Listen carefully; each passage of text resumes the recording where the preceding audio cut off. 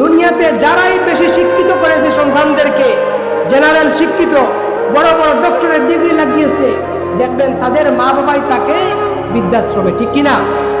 অনেক মানুষ দেখবেন বড় বড় অবস্থার মধ্যে আছে, কিন্তু তার মা বাবা বৃদ্ধাশ্রমে। মা বাবাকে দেখার কোনো সুযোগ নাই, কারণ উনি তো বড় অফিসার। উনি কি বড় অফিসার? তো মা বাবা, আপনি যে সন্তানকে যদি বড় বড় ইউনিভার্সিটির স্বপ্ন না দেখিয়ে আপনি যদি মাদ্রাসায় পড়াতেন, আপনি যদি তাকে কুরআনুল কারীমের শিক্ষা দিতেন, তাহলে সেই সন্তান আপনার বিপক্ষে কথা বলতো না, আপনার সঙ্গে চুপ থাকিয়ে কথা বলতো না। কারণ সে যদি কুরআন পড়তো, সে যদি হাদিস পড়তো, তাহলে সে আপনার সঙ্গে এরকম আচরণ করতো না। কিন্তু আপনি পড়িয়েছেন কোথায়? ইউনিভার্সিটির মধ্যে।